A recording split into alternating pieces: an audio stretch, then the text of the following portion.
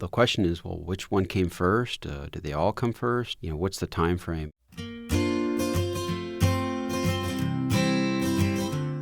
From KJZZ Studios in Phoenix, it's Season 2 of Untold, Arizona, the podcast. I'm Tiara Vian. Arizona is a unique place full of stories, folklore, and Wild West chicanery. KJZZ is celebrating Arizona with stories outside the usual news. For the final episode of this season, we're going way back with 2 stories about the ancient past of Arizona's land and its people. The Verde, the Gila, the Salt. Without these rivers, life in Arizona is unthinkable. But where did they come from? Nicholas Gerbis found out how scientists are still piecing together their mysterious origins. In medieval Europe, all roads led to Rome. In Arizona, all rivers lead to the Colorado. They provide the exodus of water across highlands to lowlands.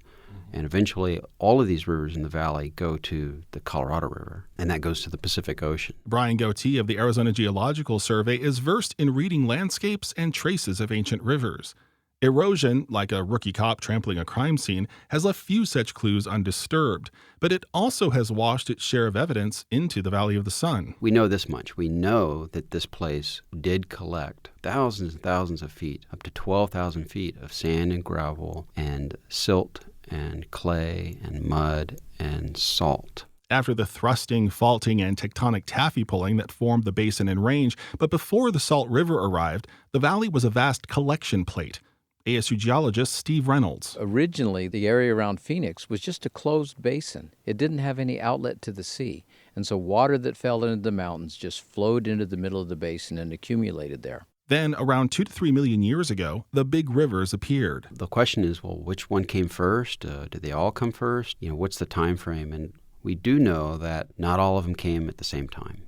But as far as answering when they started to come, it's always been vague.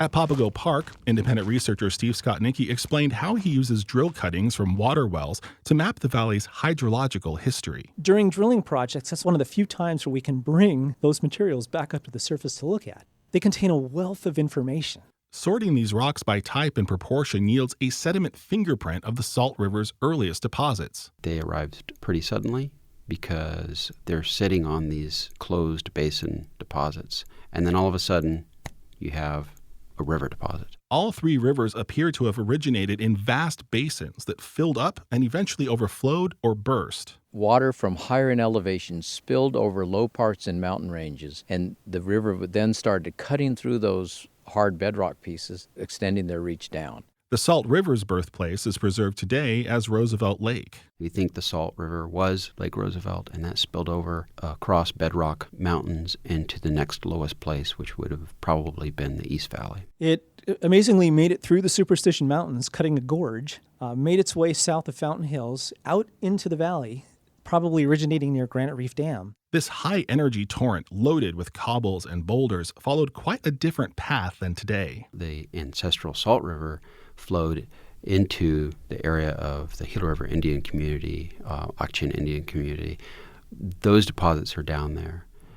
What it flowed into, we don't know. We think that the Gila may have been present. Eventually, this track became untenable, and the salt swung west from the Papago Buttes, assumed its modern course, and began downcutting. So as you come out of the Salt River and as you go either to the south or to the north, you rise up through these series of levels, each one of which is an old terrace deposited by the river. The Gila also once pursued a different path.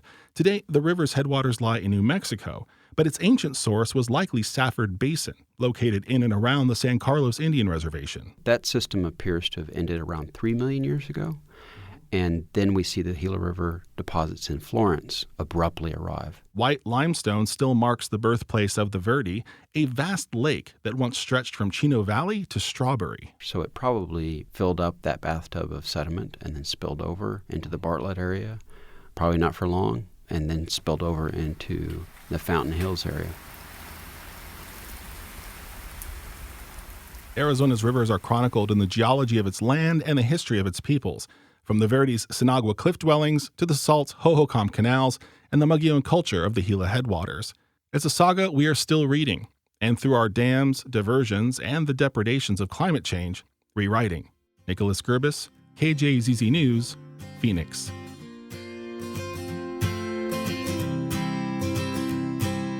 Arizona has only been a state for just over 100 years, but people, of course, have been living in this region for thousands. This is evident in the tools they left behind for a variety of uses in the kitchen, for medicine, and even for art.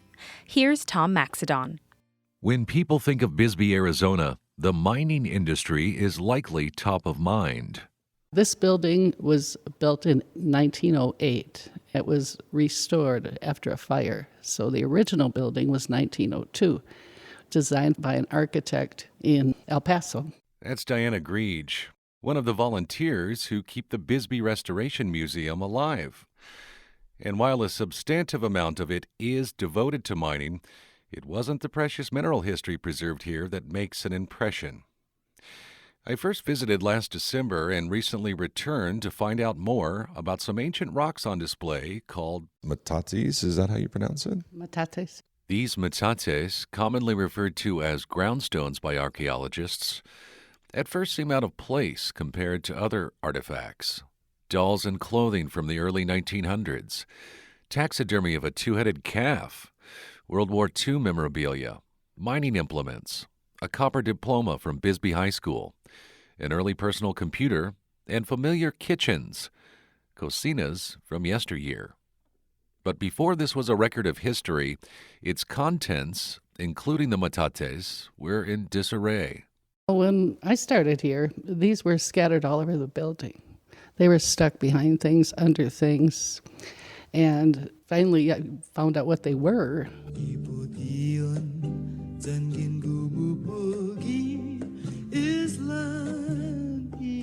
The first time I saw similar-looking artifacts was while I lived in the Marianas, on the Micronesian island of Guam in the western Pacific. And while the word metate is known by many on Guam because of Spanish colonization on island, the indigenous Chamorro culture use an Austronesian word, lusung. Domenica Tolentino is director of the Guam Museum. We began our conversation with a customary Chamorro greeting. Hafa good morning. Hafa day, good morning. I started by asking her what the word lusong means. The term itself, it just means a grinding surface. But when we talk about lusong on Guam, in reference to ancient Chamorro culture, it's usually in reference to the semi-portable large boulder. They vary in size, but the most common size that I've seen, at least among our collection, is a circular rock surface of about a foot in diameter. And then the pounding area goes in about 6 inches or 7 inches deep. Lusong are still used on Guam. Today, our traditional healers continue to use the lusung to prepare omelet or traditional herbal medicine. That's Victoria Lola Leon Guerrero, managing editor of the University of Guam Press. Speaking from NPR member station KPRG on Guam, Leon Guerrero says lusung maintains significant traditional weight today because of stories passed down over generations of Pacific Islanders living on Guam. In oral tradition, it's something that we've always been told is a sacred item, is an item to be respected.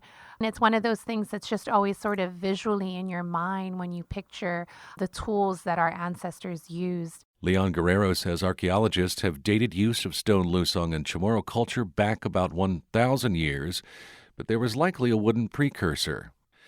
Back in Bisbee at the Restoration Museum, Diana tells me how the groundstones on display there were utilized, depending upon the shape and characteristic indentations. The ones with the deepest holes were used for the hardest grains, and then the ones that are less indented were for corn and beans and things that were brittle. The metates in the museum have a variety of unverified dates of use and origin. And that makes volunteers like Diana cautious of her own intuition as a tool for discussion. When I first saw them, I was a water person myself, and I thought it was from water erosion, that they were underneath a trickle or a waterfall. And so it's off to Tucson to meet with one of the foremost groundstones experts in the state to explore more about the cocinoliths of the Southwest. This part of the story begins in Tucson, where I met Jenny Adams at Desert Archaeology, a woman-owned company. Adams is a research archaeologist and an expert on groundstones. And when we call these groundstones, just, for layman's terms, is that simply because these were things that were placed on the ground and you don't find them in a mountainous region or something? What's the terminology? That's exactly. When I first started school, I thought, well, they're all groundstone. Look, they're all found on the ground. But no, it has to do more with the way things are shaped by grinding, or that they were used to grind things. But it's really a construct by archaeologists. If you say groundstone to another archaeologist, they'll know exactly what you're talking about. A person who's never seen these, but maybe has used a mortar and pestle in their kitchen, a small version of a groundstone, would that be fair? That's very fair. Mortars and pestles go all the way back into several thousand years BC. And some chefs will tell you that the best way to do your spices is to grind them up in those stone mortar and pestle. And that familiar word is tossed out in our conversation, surrounded by stones of all types and microscopes to examine their deeper context. The other terms for tools used to work food are manos and metates. Mano is the Spanish word for hand. Metates is a different origin word. It comes from the Aztec. Adams says she's skeptical of the older dates displayed in pictures of the Bisbee Restoration Museum groundstones. Admittedly, photos alone put her at the disadvantage of not being able to sample them herself. So how does one date the use of a groundstone that may be millions of years old? The answer would take me back to the valley. On the road again. Just can't wait to get on the road again. I caught up with Craig Fertelmus. He's senior archaeologist with Logan Simpson, an environmental consulting and cultural resources firm in Tempe. Fertelmus says his work with the Gila River Indian community helped him identify the geochemistry of many groundstones in the Phoenix Basin. We can analyze it with a technique called X-ray fluorescence spectrometry, which produces a geochemical signature. And from that, we can compare it to the reference database and reconstruct where groundstone from a prehistoric context derives. And what you find is that social relationships among villages were pretty complex, and people were acquiring stone from multiple resource locales. Leora Newman and her family have been part of the Gila River Indian community for many generations. We discuss metates and the fondness of older ways. What I remember is that my aunt would grind corn and wheat on those, and also she would make chili stew with the chili pots that she would grind. And I was just a little girl then. Newman says the metate her ancestor used was outside the kitchen window and approximately 15 by 12 inches.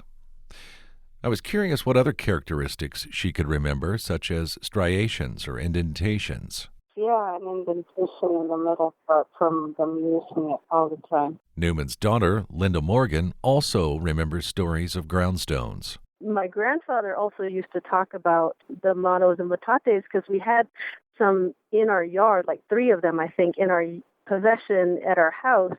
We always kept them outside because that's just kind of where they belong. My mom didn't use it to prepare food. I didn't use it to prepare food. So that tradition for our family ended in the late 40s. And while such large groundstones may not be practical in the modern era of densely packed cities, smaller metate and mono-inspired mortars and pestles abound in home and restaurant cocinas. For Diana Greege at the Bisbee Restoration Museum, using such tools makes a better sauce. When you think about mole, there's nothing like a fresh mole sauce compared to a jar. And while some stories, like verifying the dates of use for the groundstones in the museum, might go unanswered, it's not for a lack of telling their story. I'm Tom Maxedon, KJZZ News, Phoenix. You can see photos of groundstones and learn more about them from an archaeologist at untold.kjzz.org. And with that, this season, as they say, is history. Thanks for listening to Season 2 of Untold Arizona. This episode was produced by me. I'm Tiara Vian. The stories were edited by Al Macias, Michelle Morisco, Chad Snow, and Carrie Fair Snyder. Our digital editor is Sky Shout. There are lots of pictures, videos, maps, and more at untold.kjzz.org.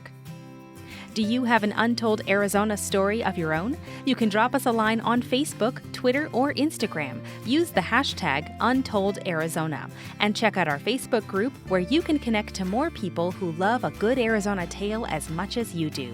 If you haven't heard Season 1 or our other podcasts, check out podcast.kjzz.org. Find us on iTunes or search for KJZZ wherever you get your podcasts. And however you're listening to this podcast, be sure to give us a rating. It helps other people find our content. If you liked this episode, help KJZZ tell even more great stories. Head over to donate.kjzz.org to make your gift of support. This is a KJZZ production. I'm Tiara Vian, and thanks for listening.